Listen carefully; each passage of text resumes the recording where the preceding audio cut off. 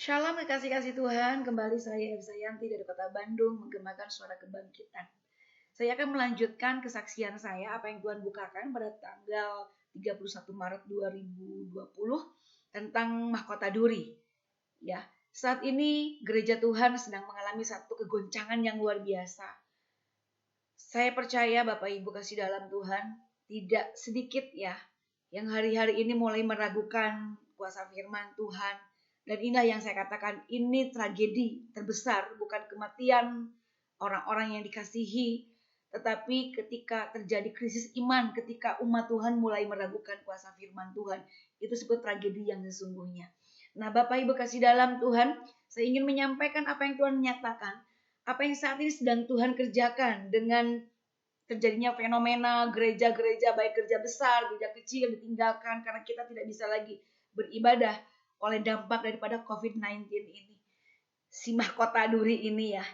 Dan kita tahu Bapak Ibu, kita sudah dibukakan Tuhan bahwa mahkota duri yang dipakai yang jahat untuk mengolok-olok Tuhan Yesus. Ini waktunya mahkota duri itu digantikan menjadi mahkota kemuliaan. Artinya penyakit ini, COVID-19 ini akan membuat anak Allah dinyatakan kemuliaannya. Amin. Nah, saat ini saya akan lanjutkan fenomena apa yang sedang terjadi, kenapa bait-bait suci saat ini sedang ditinggalkan, karena ini waktunya Tuhan menguduskan bait sucinya. Dia datang membasbah cambuk, dia mau obrak-abrik, menjungkir balikan semua pedagang-pedagang kambing domba, diusir, penukar-penukar uang. Dan yang terakhir saya sampaikan bahwa ada satu penekanan Tuhan berbicara kepada pedagang-pedagang merpati. Nah, kita tahu bahwa merpati itu berbicara lambang Roh Kudus ya. Ya, ini orang-orang yang diurapi Tuhan. Ini waktunya kita kembali mengejar apa yang menjadi tugas utama kita, yaitu memberitakan keselamatan, yaitu kita membawa orang kepada pertobatan, bukan hanya kita membawa jemaat itu biar senang, dimotivasi, hanya motivator-motivator yang dimunculkan, tapi kita mau bergerak saat ini kepada pengudusan ya. Karena di situ dikatakan dalam kitab Yohanes 2 ini bagaimana Tuhan mengusir semua pedagang-pedagang di bait Allah itu. Dan orang-orang Yahudi menantang Yesus katanya, tanda apakah dapat engkau tunjukkan kepada kami bahwa engkau berhak melakukan hal demikian? Nah, kita mungkin bertanya-tanya, kenapa Tuhan? Kenapa terjadi seperti ini? Kenapa sampai gereja pun harus ditinggalkan? Kenapa sampai ibadah-ibadah besar yang spektakuler pun harus ditinggalkan? Kami harus kembali ke rumah masing-masing, membangun mesbah yang sederhana, tanpa lighting, tanpa fasilitas yang wah, apa yang terjadi? Yesus menjawab. Ya, inilah jawaban Yesus.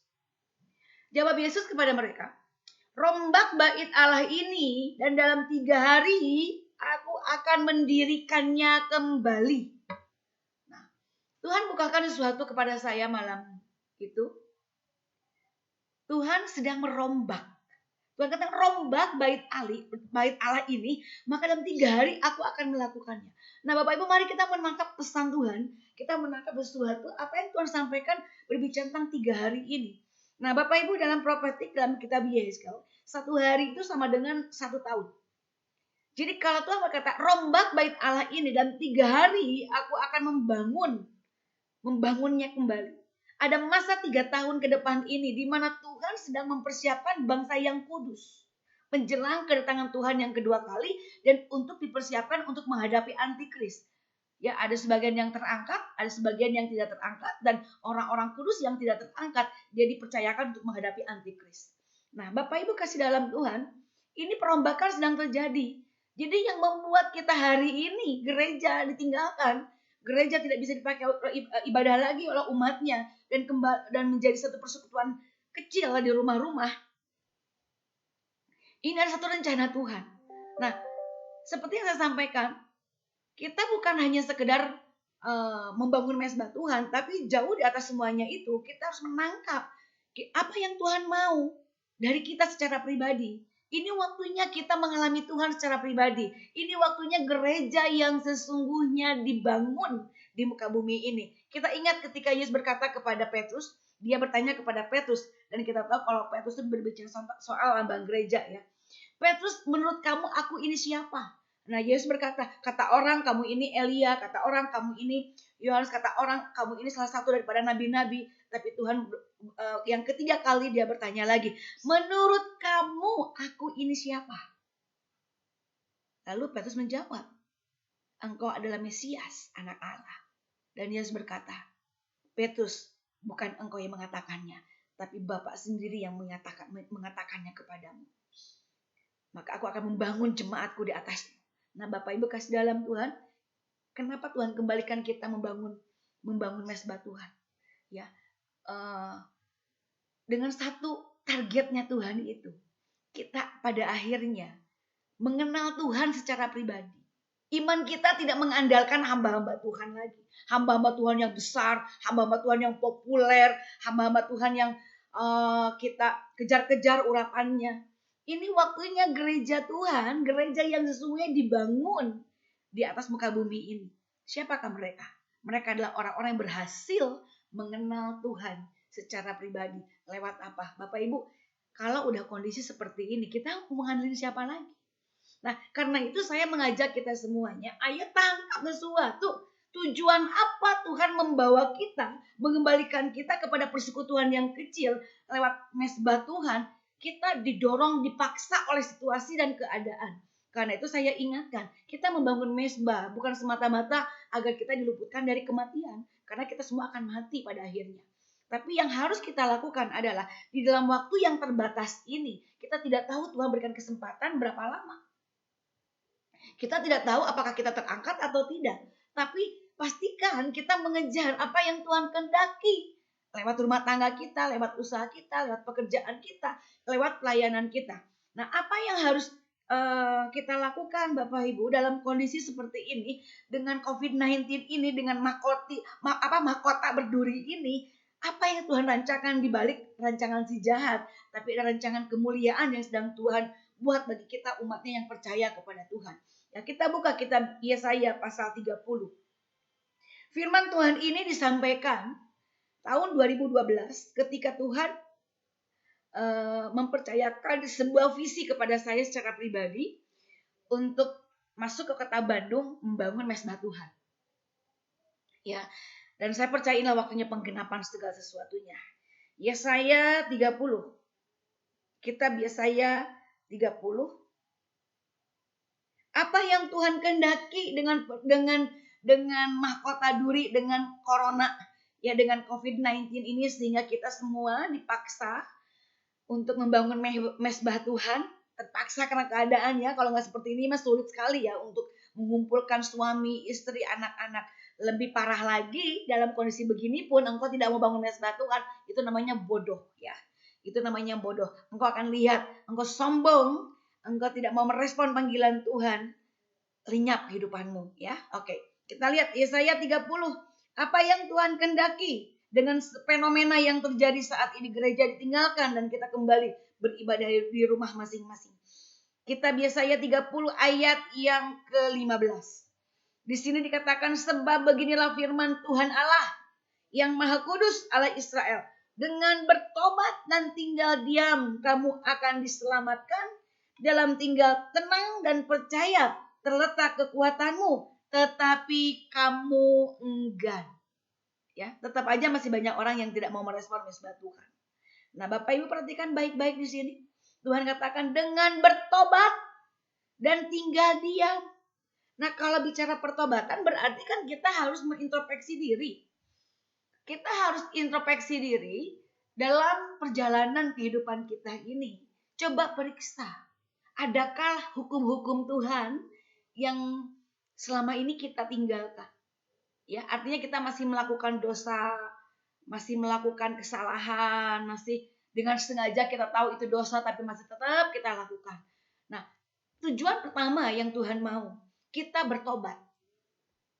Kita berhenti dari jalan-jalan kita yang salah. Ya, kita tinggalkan segala kenajisan, kita tinggalkan segala kekuatan-kekuatan dunia ini yang kita andalkan. Ini waktunya manusia kembali kepada Tuhan. Nah, Bapak Ibu, yang terutama adalah mungkin kita secara agamawi, kita adalah orang-orang yang rohani ya. Kita orang-orang yang rajin beribadah, Bahkan mungkin merasa, Bu, saya semua 10 perintah Allah sudah saya lakukan. Tapi saya mau sampaikan Bapak Ibu kasih dalam Tuhan, ada hal yang bahkan ini terjadi dalam diri hamba-hamba Tuhan sebagai pemberita firman Tuhan ya. Dengan bertobat, yang terutama kita harus bertobat dari kesombongan dan keangkuhan. Ya. Kenapa Bapak Ibu? Yang terjadi saat ini seperti peristiwa Menara Babel. Ketika manusia saat itu berhasil menghimpun sebuah kekuatan besar. Dan apa yang mereka inginkan, membangun sebuah menara sampai ke langit, tercapai. Ada satu kesombongan di sana. Dan yang membuat Tuhan turun untuk menghancurkan Menara Babel, karena tujuan Menara Babel dibangun itu bertentangan dengan firman Tuhan. Kenapa? Karena saat itu bangsa-bangsa berkumpul membangun Menara Babel dengan tujuan apa? Dikatakan, baiklah kita berhimpun bersama-sama di kota Babel ini, agar manusia tidak terserak ke seluruh bumi. Nah, ini menentang firman. Kenapa? Karena firman Tuhan berkata kepada manusia, beranak cuculah, penuhilah bumi. Harus ada ekspansi. Manusia ini harus memenuhi bumi ini. Untuk apa? Untuk mendatangkan kerajaan Allah di muka bumi yang gelap gulita ini menjadi terang benderang. Nah, ketika manusia membangun sesuatu yang menentang firman Tuhan, maka Tuhan biarkan itu dibangun, tetapi semuanya menjadi sia-sia. Sehingga satu hari Tuhan akan runtuhkan. Nah, kita lihat fenomena hari ini terjadi. Seberapa besar, seberapa hebat tempat ibadah yang kita bangun. Hari ini semuanya sia-sia. Nah, Bapak Ibu, pertobatan. Kenapa? Apa yang terjadi hari ini? Tuhan bukakan dalam kitab Yesaya pasal 2. Kita buka kitab Yesaya pasal 2. Ini ada satu peringatan dan satu pernyataan apa yang terjadi. Dan hari ini adalah peneguhannya. Yesaya 2 ayat 12 dikatakan demikian. Sebab Tuhan semesta alam menetapkan suatu hari untuk menghukum semua orang yang congkak. Semua yang congkak. Yang mau kaya, mau miskin. Engkau congkak. Ini waktunya penghukuman itu terjadi.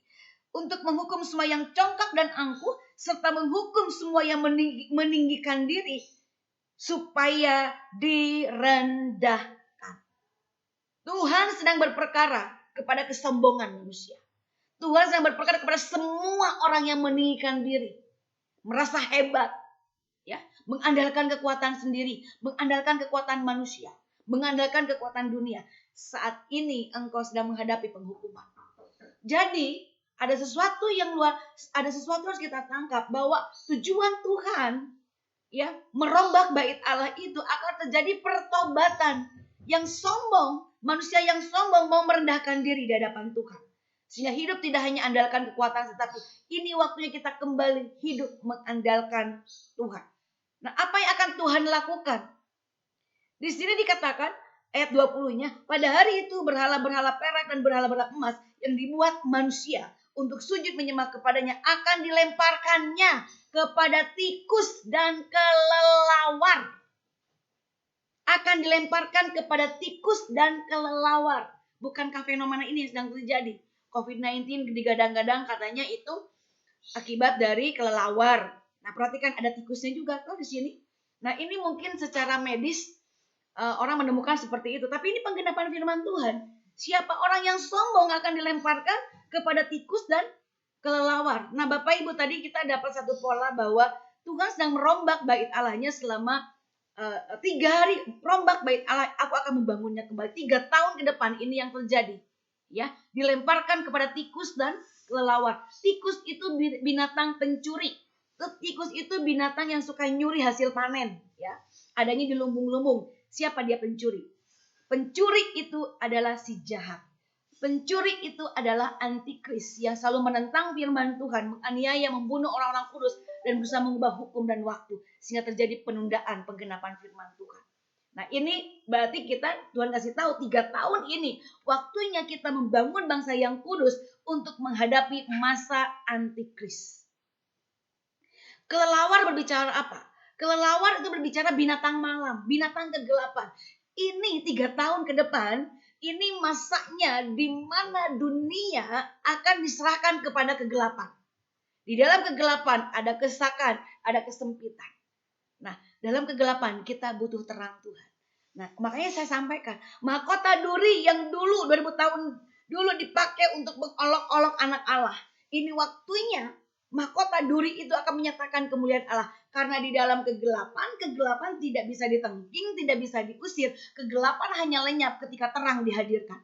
Ingat, ketika Tuhan menciptakan segala sesuatu, kalau Tuhan sedang merombak sesuatu, membuat sesuatu baru, kan didengung-dengungkan oleh hamba-hamba Tuhan. Ini permulaan yang baru, ini permulaan yang baru, betul nggak?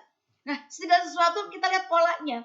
Dalam kitab Kejadian, bumi gelap gulita, semuanya gelap dulu, gelap gulita, tidak berbentuk, hampa, kosong, tidak ada apa-apa. Dunia sedang dinolkan hari ini, kekuatan dunia sedang dikosongkan hari ini, gereja dikosongkan, tempat-tempat ibadah yang lain pun juga dikosongkan. Apa yang harus dilakukan? Kita lihat bagaimana pola Tuhan. Ketika dia melihat bumi gelap gulita, hal yang pertama yang diciptakan bukan pohon-pohonan. Yang Tuhan ciptakan bukan manusia, tapi hal yang pertama yang Tuhan lakukan adalah menciptakan terang.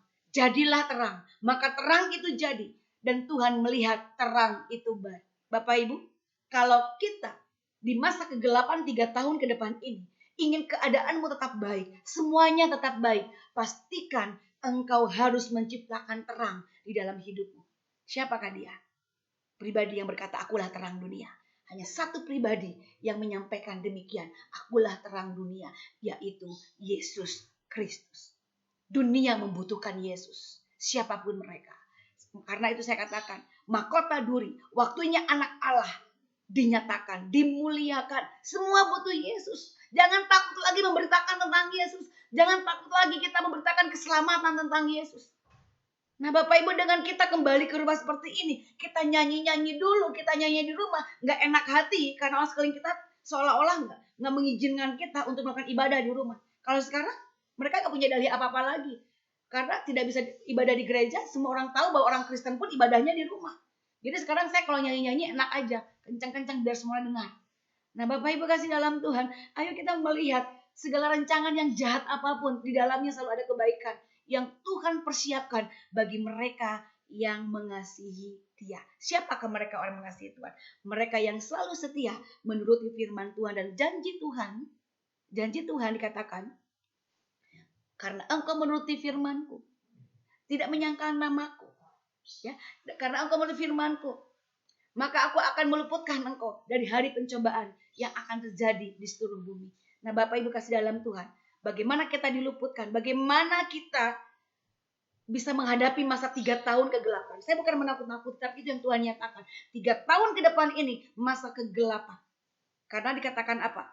Masa kesukaran, masa kesulitan. Tapi Tuhan katakan bait Allah dibangun di dalam keadaan kesulitan.